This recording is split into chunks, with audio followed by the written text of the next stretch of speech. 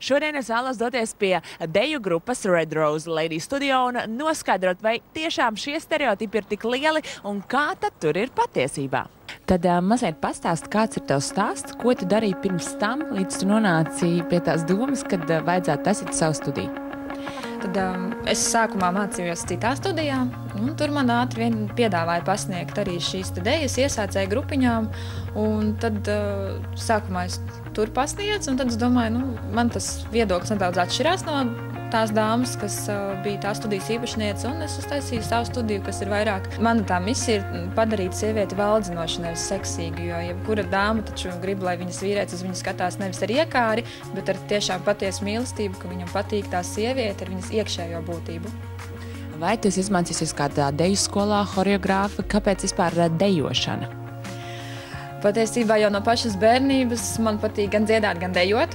Un visu mūžu arī esmu kaut kur vai nu dejojusi vai dziedājusi, un tad man šobrīd ir tā paveicies dzīvē, ka es varu strādāt, darboties ar to, kas man pašai patīk. Tā kā horeogrāfijas skolā pagaidām vēl neesmu izmācījusies.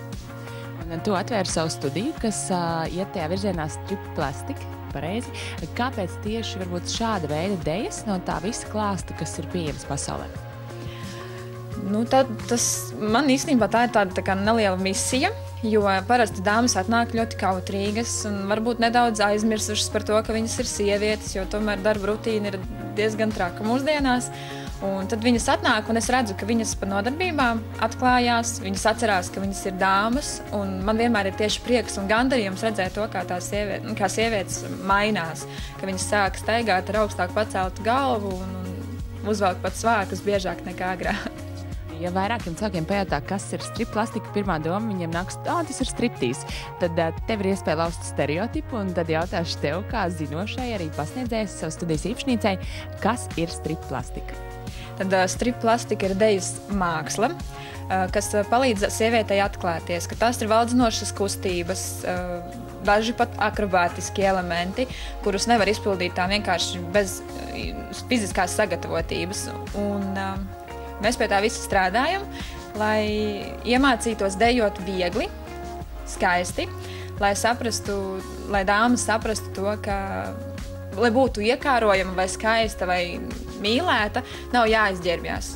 Un tā ir tā lielākā atšķirība. Striptīzā mēs izģērbjamies, bet strip plastikā mēs dejojam ar savām kustībām un savu izrādīto enerģiju piesaistam savu mīļoto.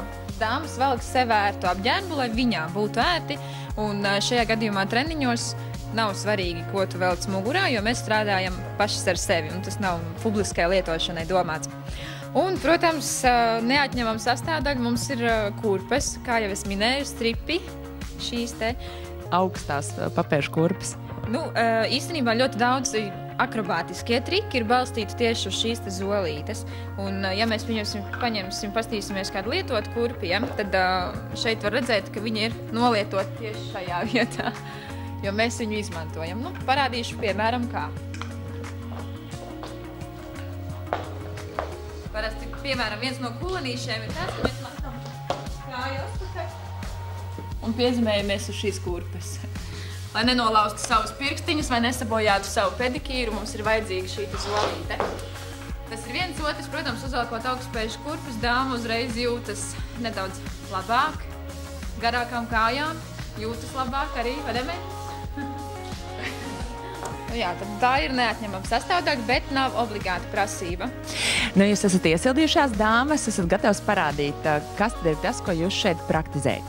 Jā, mēs sāksim laikam ar nelielu deju, ko mēs varētu parādīt, un pēc tam parādīsim pāris tādus trikus, ko nemācās vēl iesācēju kursā, bet ja turpina pie manis ilgāk dejot nekā 1 mēnesi, tad to mācās.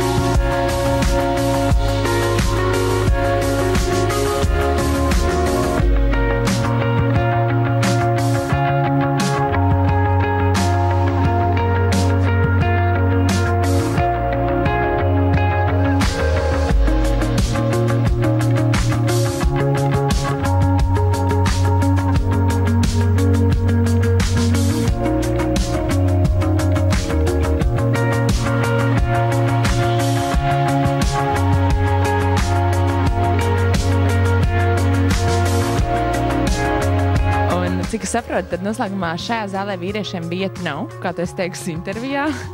Jā, zālē šeit vīriešiem tiešām nav vieta, jo dāmas šeit ir nākušas, lai strādātu ar sevi. Un noteikti tāda vīrišķā enerģija šeit varētu nedaudz pabojāt to mācīšanās procesu.